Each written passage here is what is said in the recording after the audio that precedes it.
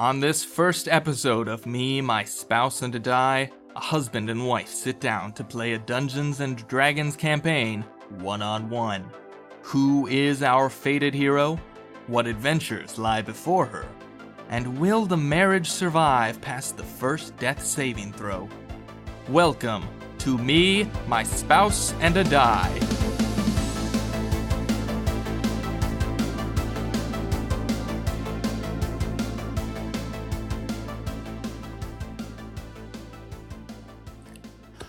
Welcome to Me. That welcome sounded bad. I'm going to do that again. Sorry.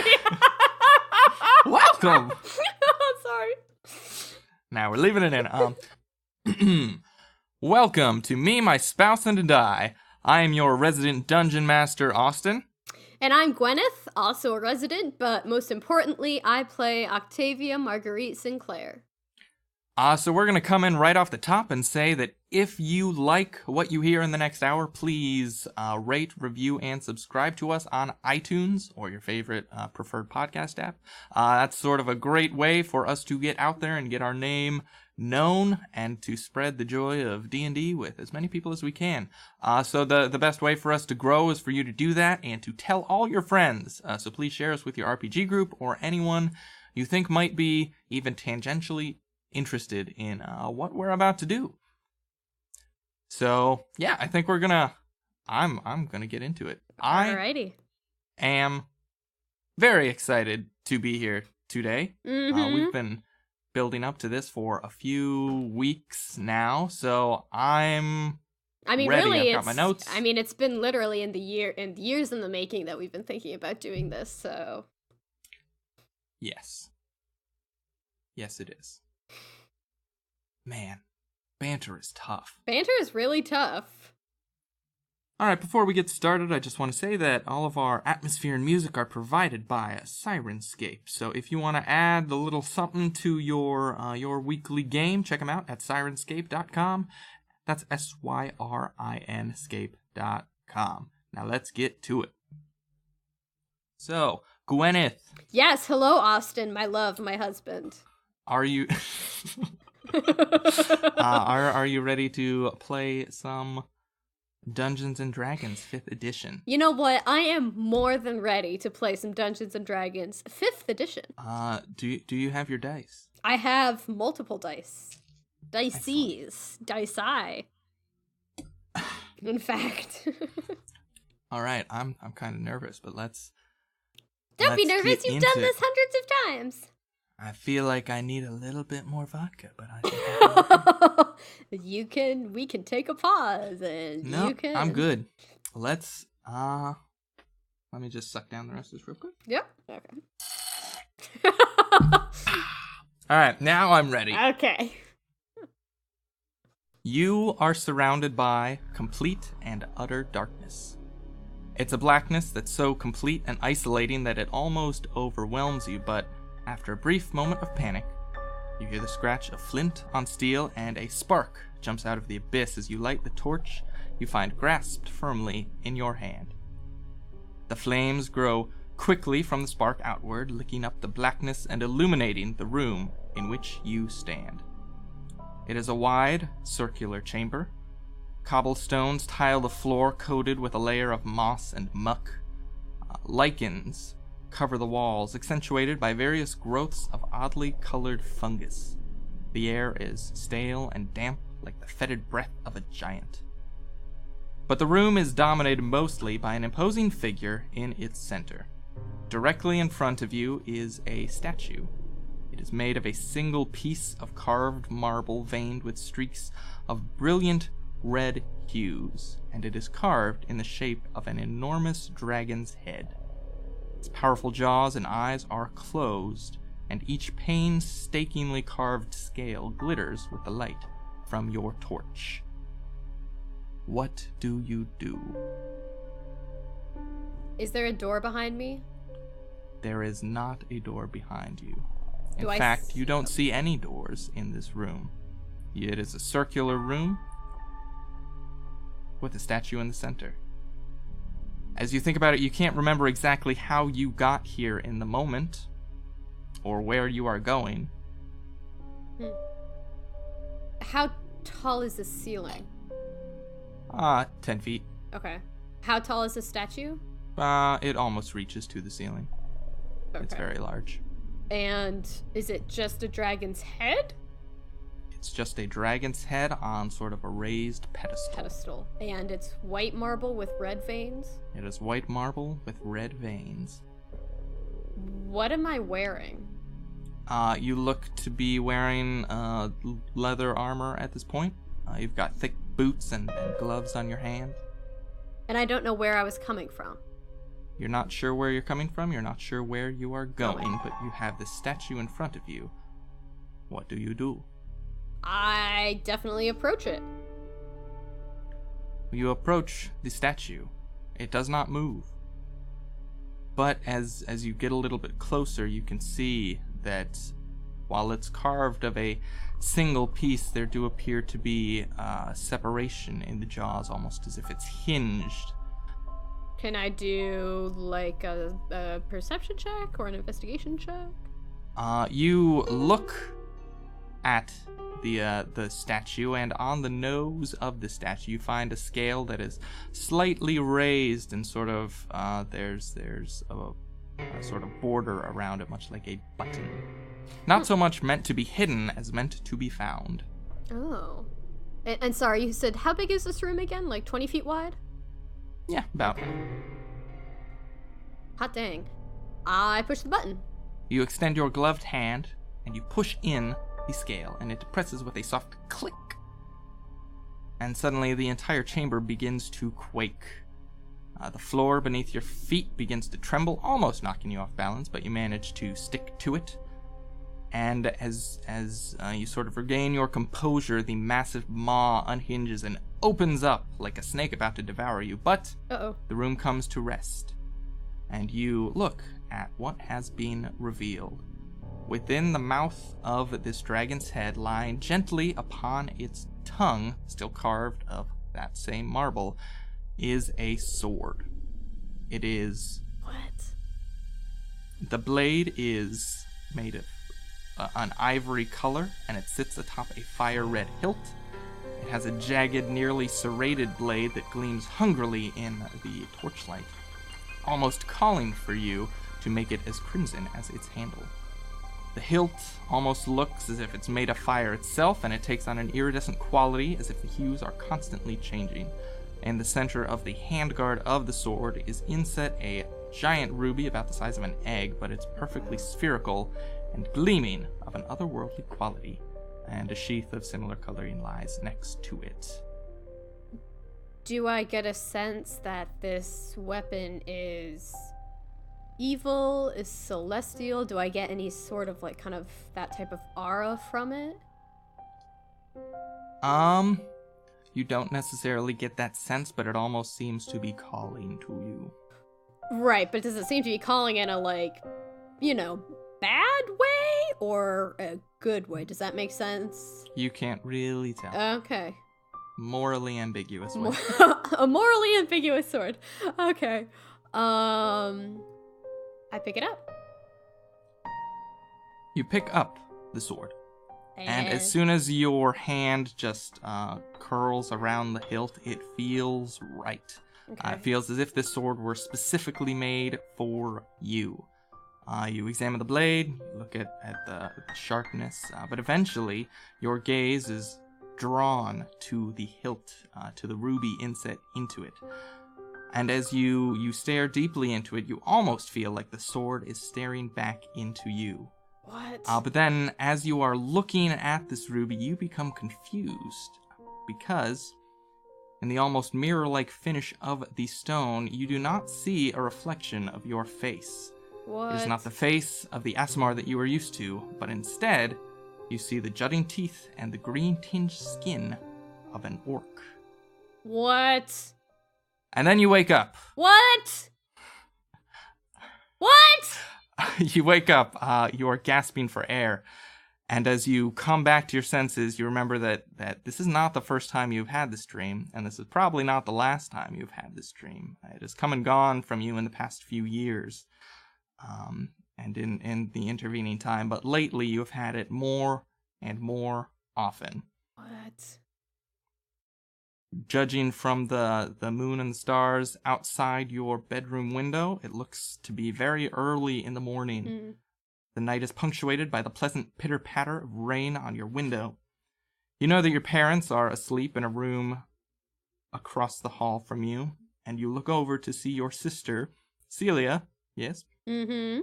She is still fast asleep across the room from you. What do you do, Octavia?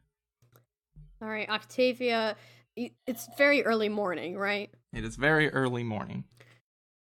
I doubt I wouldn't be able to. She wouldn't be able to really go back to sleep after that, especially with it being so close to probably having to get up and take care of the shop anyway.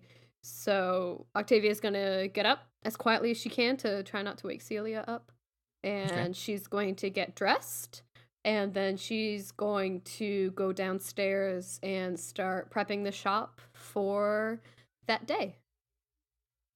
Okay. I mean, it's around 2 a.m. in the morning, so you know it'll still be several hours before anyone is up and about. Is there anything in particular you would like to do? Well, Octavia's favorite part of the shop has always been the mushroom corner.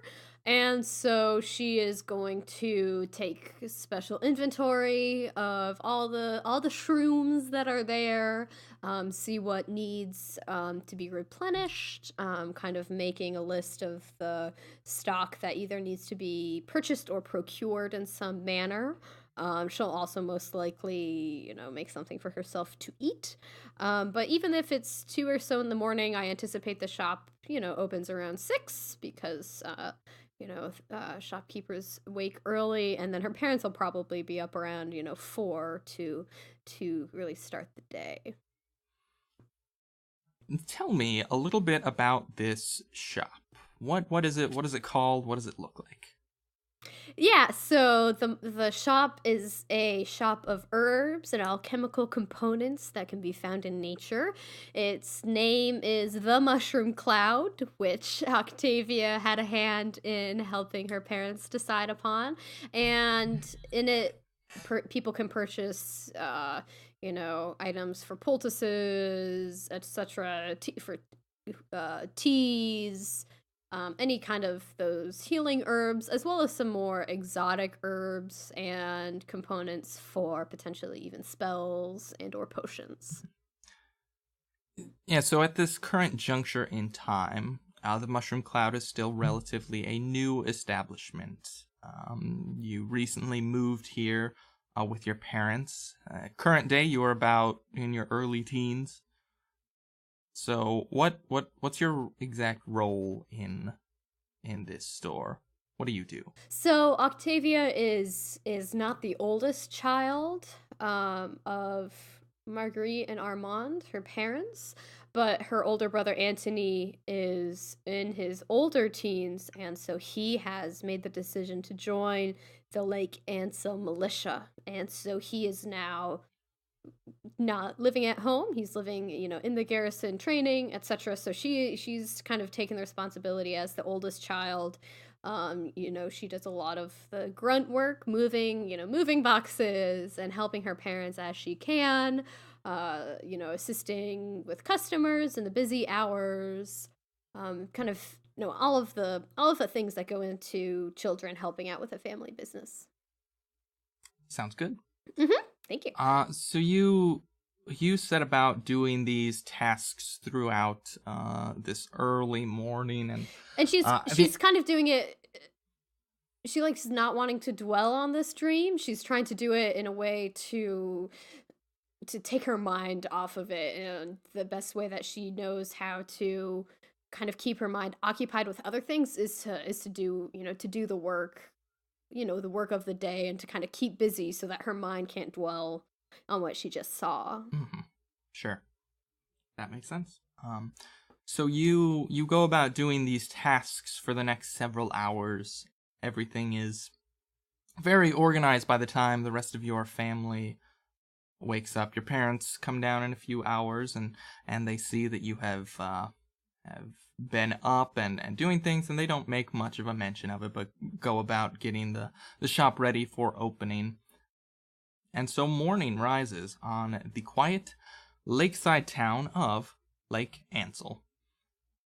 Lake Ansel, just as some exposition, Lake Ansel is widely known around the land of Moir as it's sort of a resort town. So it's the home to lavish hotels, venues, restaurants, all manner of recreational places and activities. So this quaint little getaway is the favorite vacation spot of nobles and the rich and powerful across the land, who are drawn to it by its gorgeous natural vistas, its luxurious accommodations, and its beautiful beaches along the lake. It was originally founded as a settlement of healers, mostly followers of the god Al-Absalon, but over the years it expanded from being renowned as a top-tier sort of medical establishment to that healing magic sort of blossomed into not only healing, but more therapeutic and recreational things. And as such, many of the permanent residents of this place are clerics and followers of Absalon, who specialize in these types of magics. But the rest of the city mainly consists of shopkeepers, proprietors of the businesses, hotels, and restaurants that it contains. And there is constantly an influx and outflux of visitors and tourists and such. And so among these live your family, this family of herbalists and alchemists, the Sinclair family, who, as the timeline stands, made your home in Lake Ansel about a year ago. So you reside on the outskirts of town in more of the trade district in a humble cottage whose bottom floor serves as the storefront for the Mushroom Cloud, your herbalism shop. So, as the morning begins to wake up and the town begins to come alive with activity, you may take this opportunity to describe your character. So, Octavia Marguerite Sinclair, she is an Aasimar, and as an Aasimar, she has some celestial kind of elements in her DNA. Though she has human parents and human siblings, there are elements of the celestial that are just innate in her being. And as such, she has no pupils, but her eyes, while she has the whites to her eyes, her electric blue irises are just solid discs of color in the whiteness of her eyes. As well, her curly black hair is kind of constantly moving, as though there's always some sort of breeze around her. Even it could be in the stillness of a shut tight room. Her hair is always just kind of constantly moving, as though there are spirits whispering to her about her ears. She has olivish skin, and she is the second born of the Sinclair family. So as you and your family are going about preparing the shop for customers, your sister Celia approaches you, and she approaches you, and she walks up to you, and she says, she sort of has a yawn in her voice. She says, "Octavia, I heard you rolling around again last night. Were you dreaming again?" Oh, don't worry about it. Don't worry about it, Celia. Occasionally, as you grow older, you will also dream, and some dreams will be wonderful, and some dreams you will be happy to wake from, and that is just such as life. So have no worries about it. You're very wise for a 13-year-old. Oh, that's true. I am 13. I do forget that sometimes.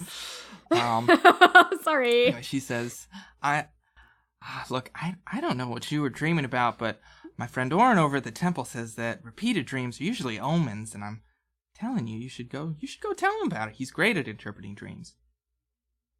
Maybe I will. What was your friend's name again?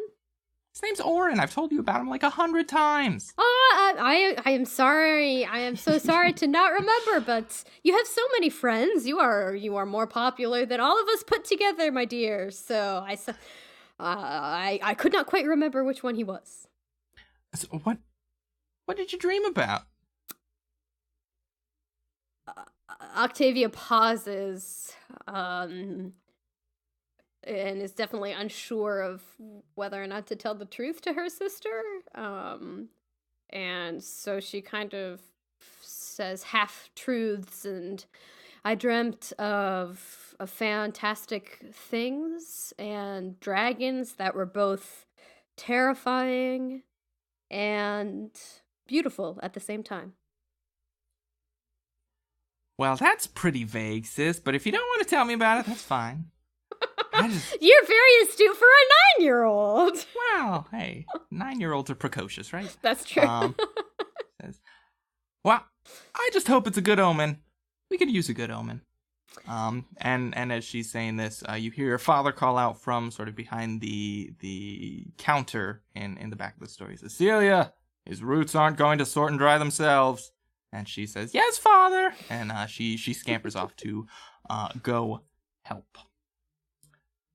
So as you continue stocking the shelves and organizing the things that you hadn't organized during the night before, you hear the bell above the door ring to admit a customer, and you see a man enter. He's a human man dressed in a clean white tunic that is indicative of an acolyte of the Temple of Al Absalon, and he enters and strides toward the back counter, not hesitating, and has very sort of an official air about him. Yes, your mother and father are standing back there tending to the things behind the counter and sort of tidying things up. And this man strides up and begins having a quiet sort of murmured conversation with them that lasts for a few minutes, after which the man hands your father a folded piece of paper, and then he turns and just as briskly walks right out the door to another ding-ling-ling of the doorbell. Your father takes the note and he disappears into the back of the store, and you can sort of hear him rummaging through your stock in the back. And then after a few more moments, he appears again and calls out, Octavia! Coming! And she, runs up to him. Okay, you approach your father. He's relatively tall. He's got sort of a lean, spindly build, and his face and hands are weathered from the many days you guys spent foraging out in the wilderness, in all kinds of weather, and with a short-cut whiting beard across the bottom half of his face. And he hands you the slip of paper as you draw near. This is Octavia. No, go ahead. I just was going to say, I was going to ask him, who was that? What exactly did he want? The man who was just in, yes, he's an assistant to the High Priestess Beatrice of the Order of Absalon. It appears she has grown ill over the past several days, and the other healers of the temple are not able to help with the ailment. Their powers, apparently, have done nothing. And thus, they have resorted to, well, us. Us? After all of the healers of the temple couldn't do anything? Well, sometimes the divine magic even has its limits, and sometimes you can't beat a good old-fashioned natural remedy. That is true. I have a particular ointment in mind, but one of the ingredients is in short supply. Caps of the dusk shroom. I'm sure you're familiar with it. She nods knowingly. Of course. He says, your mother and I have to mind the shop, and Celia has to sort and dry those roots, but I was hoping that you could make the trip and collect some for us. It shouldn't be a problem for one so connected to nature as yourself. Octavia nods and says, of course, anything for you and mother, I will be obviously more than happy to do so. We appreciate it. I've seen them in the coves by the Ansel Bluffs, but I'm sure you could start there and find some. But please do be quick. If we can make an impact in healing the High Priestess, it could be a huge boon for this business, and goodness knows we could use it. She nods. He hands you the paper, which it doesn't have much. It just sort of describes, the High Priestess is sick, and we need you guys to help. And so he's written on it, dusk shroom, which is a type of mushroom with sort of dusky black caps. Okay. What do you do? I'll write down how many my dad thinks that I need, exactly where he thinks that I should go.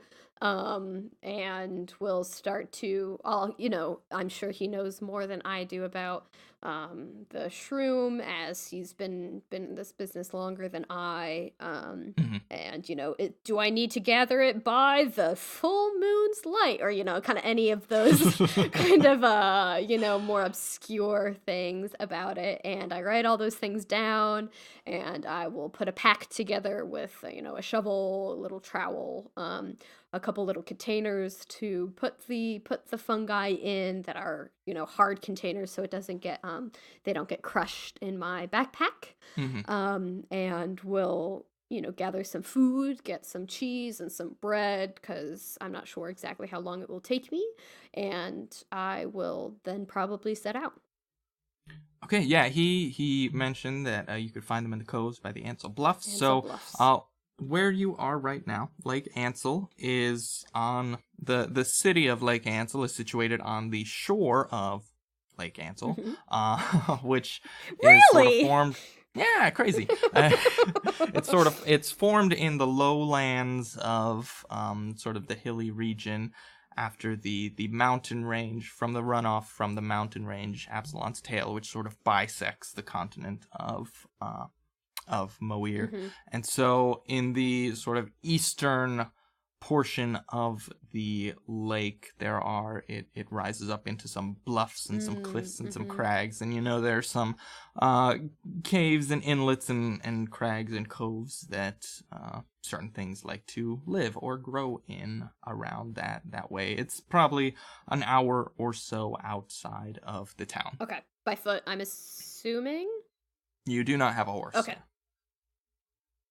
Well, assuming that Octavia, even though she and her family have only lived there for about a year, assuming that she's kind of familiar with the way, she will let her family know that she's headed out and tell them that she intends to be home by dark, and then we'll set out. Sounds good. So you start to head out of town. So you wander down the streets, past the grand hotels along the shoreline, past the restaurants and the activities. You pass. Do I see any celebrities? You don't see any celebrities, Aw, but man. you see people. I mean, there is no visual media in this land, so it's not A like famous it's Brad bard? Pitt. I see him in the movies. But no, you see plenty of tourists wandering around, getting their beach chairs and their towels and stuff. People fancily dressed going out to brunch or what have you. And you head towards the east side of town, where there is a gate. And as you approach the gate and exit through it, you notice that your brother Anthony is stationed at that gate. He's sort of on top of, there's a wall surrounding the city, and he's stationed on top of it, looking out, keeping watch over the surrounding lands. Octavia will turn and wave to him, but she won't call out, because she knows that Anthony takes his posts very seriously, and has expressed dissatisfaction with the family coming over and being like, "Oh my gosh, you're doing such a good job being a guard. Look at you. Look at how big you look in your armor." So she'll wave, but she won't call out to him. Okay, yeah, he looks at you and he sort of just nods dutifully, but continues staring out. So you make your way east. Okay. Toward the bluffs on the east side of the lake, towards a small inlet along the beach. You can see far in the distance the peaks of the mountain range Absalon's Tail, stretching almost impossibly high into the sky, even though you're still miles and miles and miles away from it. These monoliths watch over you as you skirt around the lake, and the fine sand of the beach where Lake Ansel is situated eventually gives way to more pebbles and stones and just rockier terrain as the shoreline continues. And eventually, after an hour or so of travel, you begin to see the bluffs that your father had mentioned, and they steadily rise and rise in inclination until they reach high above you. And these jagged rocks sprout from the damp earth as the water laps up onto the beach near your feet. What you do? Cool. Do I know kind of the environment that these mushrooms grow in? Like, I know that truffles grow at the base of trees. Do I know that these mushrooms grow on alongside lily pad? You know, that what is the environment that I would be looking for to see where they're growing? So these typically enjoy damp areas, which is why they're found. Unlike, you don't typically think of mushrooms when you think of the shoreline, but these are a special sort of breed. They grow near the shorelines. They like damp. They like more darkness. Okay. So looking for sort of rocky incroppings or some sort of inlets or cavey like things along the bluffs. Okay, so having this knowledge either from learning it herself or having her mother or father having taught it to her, she will start looking around, some of these smaller caves that are maybe in these bluffs, or those rocky outcroppings, and having she's okay climbing a little bit higher if that's kind of up on the bluffs, if there's kind of an incline to try to find them. Okay, you can do your first roll of the game, and you can either roll me a nature check or a perception check. I am going to roll a perception check because my nature is really Actually, bad. scratch that. Make that a survival check or a perception check. Survival or perception? Yes. It is still going to be perception because Okay. I am proficient in perception. All right. Oh, roll them bones. That's still not great. That is just a 14. A 14. Okay.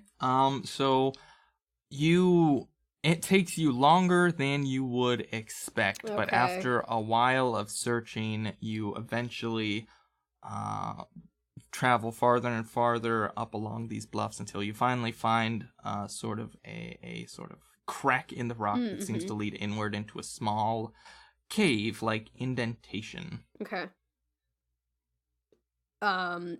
Do I find any in the mouth of this indentation? You do not find any in the mouth, but they would probably be further in, where it is darker and... Okay. Well, I will proceed cautiously then further on into this cave. Do you have dark vision? I do! I cannot remember. Okay, perfect. So you squeeze your way into this cave. The opening is relatively small. Okay. And the cave, even inside, is also relatively small. Maybe about 10 or so feet deep. Oh, okay. There's a small... Yeah, it's not like a humongous cavern. Cave system. Okay. It's just sort of like a little hole in the wall. Okay. We should set up a little hot dog shop here. Literal hole in the wall. Homemade pasta. You find a small pool of water in the center of it. And along the walls, you can see they're covered in sort of a yellow mold. Okay. On the back wall, your eyes spot a clump of dark fungi. Well, I will kind of look around to make sure it's not super slippery, because I'm sure it's kind of slick on the floor here, and I'll proceed kind of, cautiously over to examine the mushrooms. Okay. Uh-oh. Give me one. Yeah, it's always dangerous when the DM is like, okay, just give me a second. Roll a nature check. For a druid, my nature is terrible. That is 14 again. A 14? Yeah. You are vaguely familiar with the yellow mold that is covering the walls. Okay. In fact, it is just called yellow mold. Okay. Do I start sneezing? Am I allergic? It is not great to disturb, and that sort of touching it releases a bunch of spores, which would not be good for you. Okay. So you are aware that the floor is very slippery, So as you try to skirt yourself in, I'm going to need you to make a dexterity check to see if you can wade your way through this slick rock without disturbing any of the yellow mold All right. on the walls. Now, is this next to a you. dexterity saving throw? Or... No, just a check. Okay. Oh, that is a grand old 5. Oh, well, that's not great. Okay. So you are walking, sort of sloshing through this water, and you've got sort of your arms out to try to keep your balance, and your foot just hits a very slick stone and sends you falling, and your hand brushes the yellow mold on the wall. Oh, no. And so I'm going to need you to make a Constitution saving throw. Saving throw? Okay. Mm-hmm. I'm not going to use that die again. Okay, that's a 16. A 16. All right. No. The spores puff out at you, but you manage to sort of cough them away, and you are not affected by this. But you are prone and wet. Okay. Lying in this pool of water. Oh my gosh. Octavia is already tired with having gotten less sleep than she wanted and is not having a great time being muddy in this pool of water, to say the least. Okay. So she will pick herself up, and since she's already wet and fallen once, she is literally just going to crawl through the rest of this pool of water to get to those stupid mushrooms. I'm like, I'm already wet. Like, at least I won't fall again, hopefully. I mean... Okay. You crawl through this pool, sloshing along, slosh, and you get to the other side, and you manage not to disturb any more of the yellow mold. This clump of rich black fungus is sort of coming out of... It's clinging to the wall in front of you, a few feet off the ground, jutting out of this rocky escarpment.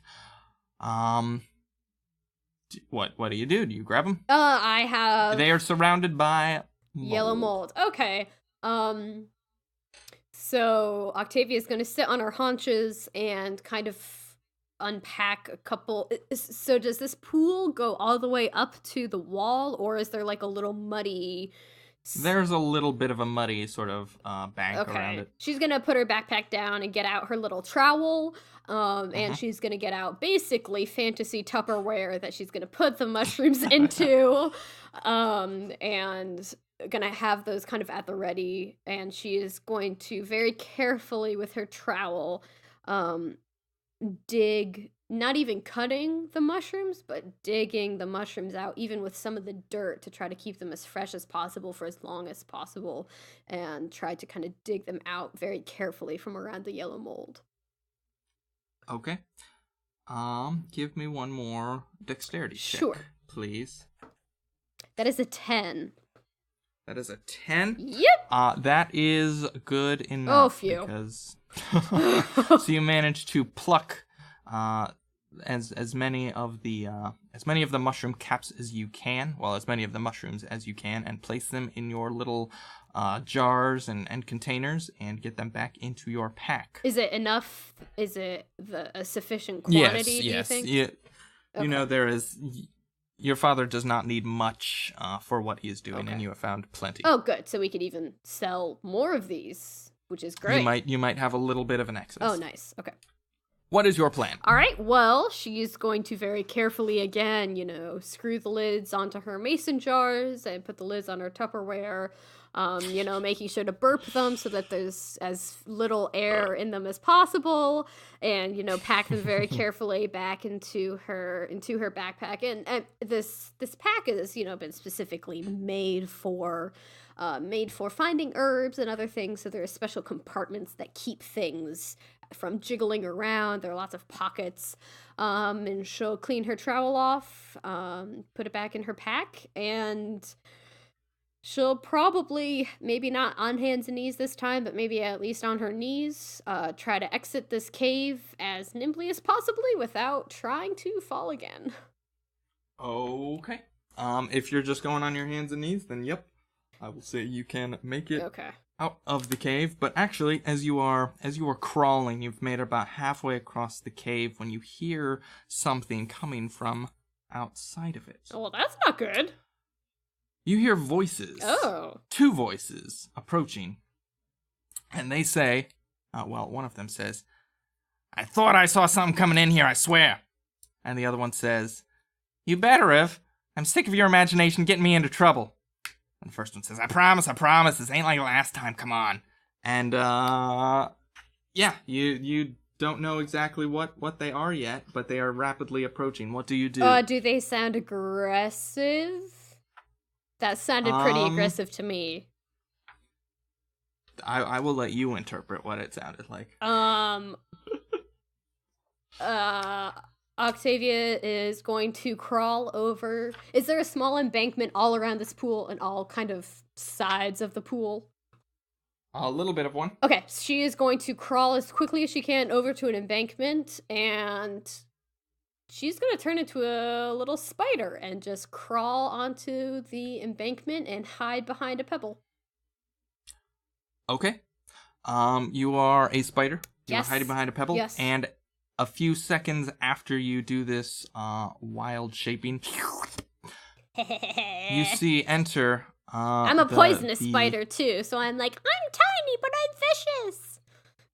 Do spiders... I don't know if spiders have dark vision, but we'll say they do, just for the sake of it. Oh, I do not know, actually. Just for the sake of it. You see 3 figures sort of come into view outside, and from what you can tell, they are short, and they look to be 2 goblins and a kobold. Oh my gosh.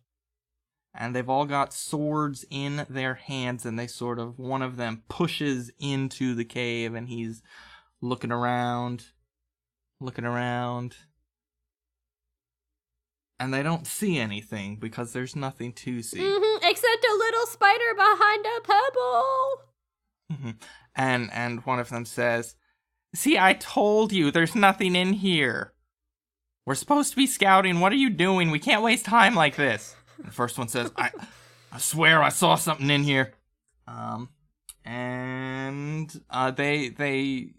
first one starts walking forward, sloshing through the pool of water, and walks up to right where you had been standing, and he's maybe a foot or 2 away from squishing you. Oh my gosh. Looking, and actually... but he doesn't see anything. Doesn't see anything. And after a few minutes, he turns around, he says, "I could have sworn I saw something." And he begins to slosh his way back across the cave toward the exit. And he pushes his way out of the cave again and joins his 2 other companions. And they begin to... They leave. Oh. But they're heading in the direction that you had come from. Okay. Well, I guess I wouldn't actually know that. Well, I mean, you see them start moving. There's sort of 2 directions down the shoreline, towards the city and away from the city. So they're heading towards the city. Yes. Okay. Woo! How many wild shapes per day do you have right now? 2. 2, okay. So you're a spider. I am currently a small, tiny spider. Not even a cool, giant spider. What kind of spider are you? What do you look like? I'm just a little daddy long legs. Which is technically not a spider. Well, close enough. Just one of those little harmless ones, you know, not the ones that make people shriek when they see him in the shower. Just a kind of like, oh, hi, little spider. Just a little tiny one. Just a little buddy. Just your little buddy spider friend. Just your friendly neighborhood spider. Spider. I am going to... I probably can't move very quickly when I'm such a small spider, but I am going... You cannot. You move very slowly. Okay, I am going to... How slowly can it move? I mean, as fast as a spider Okay. can move. It takes you probably like a solid minute or so to get out of the cave if that's where you're going. I will unwild shape, and I will creep to the edge of the cave. Okay. And then Are you creeping or are you crawling? I guess again I'm soaked, so I might as well literally crawl, which would be slower. Okay, you crawl your way to the edge. And I look left and I look right, and I see that they're heading back to Lake Ansel, the city. Yes, you see 3 figures moving away from you towards Lake Ansel. Okay. So they are fully armed, and they have their weapons in hand.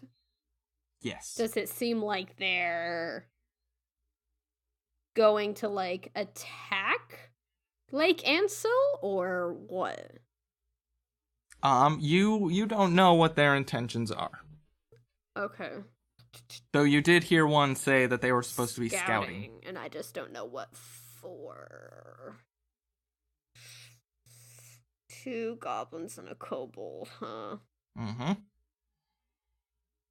What do you do? I am going to leap to my feet once I get to solid ground. Okay. And I am going to... I'm gonna, like, run 30 feet. Okay. And I'm gonna jump up into the air, and from my back, 2 incorporeal wings will sprout. And I am going to fly over the heads of the 2 goblins and kobolds. Well, the 2 goblins and the 1 kobold back to Lake Ansel. Okay, you are not trying to be subtle about Nope. this, huh? Okay, as you do this, you leap up, and what kind of wings? What do your wings look like? So they kind of look like traditional feathery bird wings. They're maybe not as large as the stereotypical like angel with wings looks like, and they're kind of there's a style of art right now where like a lot of masks are like 3D printed, and they're kind of like dimensional. Geometric? Yeah, they're very geometric. You see that a lot with like 3D printed like animals, and they're geometric. That's kind of also what they look like. Okay. You launch yourself into the air, and these wings sprout from your back, and you go soaring high into the sky. First of all, how long do these last? They last a minute. A minute? Oh, okay. That's not very long. No, but it will still get me further than that is true. I would have walking, and then I don't have to deal with them. But I specifically want them to know that I saw them, so that they know that their scouting mission is kaput. Okay. You launch into the air, and all right, how are we gonna do this? As you crest over them, you see one of the goblins look up, and he points, and you can hear him faintly say from the ground, he says, "I told you I saw something! Shoot her down!" And they sheath their swords, and they pull off little short bows from their back, and unless you are... what's your fly speed? 30 feet. 30 feet? They weren't that far, so... I will say they have one shot where you are within their range. Okay. Before you get outside of their range. So 2 arrows come whizzing up at you. Do I have an action or anything prior to them hitting me? I mean, what do you want to do? I was just gonna cast Bark Skin on myself. I mean, we can roll initiative if you'd like me to. I mean, she's specifically not wanting to fight them, so if anything, she would be flying, like, evasive maneuvers more than she would be wanting to, like, cast at anything. Okay. I'm just gonna roll these, and we're gonna see what happens. Okay. They don't have very good. Uh-oh. I don't know if that's like a good like a good for me laugh or a good for you laugh. Well, I rolled 2 d20 because there are 2 goblins firing at you. The kobold is just sort of like and one of them is a natural 10. Okay. So that comes to a 14 to hit. That is a miss. miss. And the other one is a natural 20. Oh no! Already? So Barkskin would not even help you. So glad I didn't waste the spell slot. You are going to take. Oh, hot wow! dang. You wanna know what I rolled on my 2d6s? What? 2 points of damage. So you take 4 total. You take 4 total points of damage. 1, 2. So one of the arrows goes sailing past you, pretty close, but not close enough, and the other one just embeds itself. Your wings are incorporeal, correct? Okay, it embeds itself in your shoulder, and it just goes like straight through. Oh. And it hurts pretty bad. Yikes. So your wings last for a minute. Correct. So you can you can get a bit farther than them, but as you soar past them, you see them begin to sort of jog rather than just walk at a leisurely pace towards the city, and they're still sort of like pulling arrows out of their quivers and flinging them in your general direction, but you soar up and out of range, and they just go sailing harmlessly by. Okay. So I'm just gonna... So with my fly speed being 30 feet, can I... And we're not really in initiative, though, but can I do, like, some sort of dash type of thing? So typically, if we were in combat, you could take the dash action and the move action, so you could move double your speed. So yeah, we're just saying you're moving as fast as you can with no sort of need for any sort of combat maneuver. Okay. So you are just 100% focused on getting there as fast as possible. Yeah. So how far do I get in that minute, since it does not last very long? Well, 60 feet times 10 rounds, so 600 feet, I guess. Okay. So not honestly that far. So but you managed to glide down in front of with a fair bit of distance between you and the goblins and the kobold. And so as you are coming down, sort of gliding down, you know that your wings are about to, the minute is almost up, and you can feel the magic sort of fading from you as you are gliding down. Roll a perception check. Okay. Oh, come on. That was a natural 2. For a grand total of 7. 7? Well, the good news is this was not a hard check. Oh, good. I basically wanted to make sure you didn't critically fail. I was just about as close as you could without actually crit failing. So as you have soared up above these bluffs into the sky and are making your way down towards the hilly land between the mountains, and you can see Lake Ansel on the horizon, you look back briefly. Okay. And you think you get an idea of where these goblins and these kobolds came from. Oh. Because as you look towards the mountains, you can see something coming over that, and you can almost feel sort of vibrations coming through the air, because a large dark mass is beginning to rise and crest over the rolling hills of the plains before Lake Ansel, and it takes you a minute, because you're not a minute, a figurative minute, not a literal minute, to discern what it is. But this vast expanse that is covering the hills is composed of creatures, great and small, marching toward the city of Lake Ansel. And as they come into view, you begin to hear far away but sort of muffled, gruff voices shouting war chants. And on the horizon, you can see blood-red banners cresting the hill. You know this is an army. You're not sure what entirely it's made of, where it came from, but you do know that they are heading straight toward your home Lake Ansel. And we will find out what happens on the next episode. Oh my gosh, why would you stop it there? Well, because it's been 58 minutes since we started. Ah! I want to keep going! If you like what you heard, please rate, review, and subscribe on iTunes. The best way for us to grow and reach more people like you is for you to share us with your friends. So please tell your RPG group about us or any of your nerdy friends you think might be interested. If you want to get in touch with us, please shoot us an email at memyspouseandadie@gmail.com. We'd love to hear from y'all, and we always try to respond to each message we get. Oh, and we also want to thank Syrinscape for the amazing atmosphere and music. Make sure you check them out at syrinscape.com. That's SYRIN scape.com. Thank you so much for listening to the first episode of Me, My Spouse, and a Die.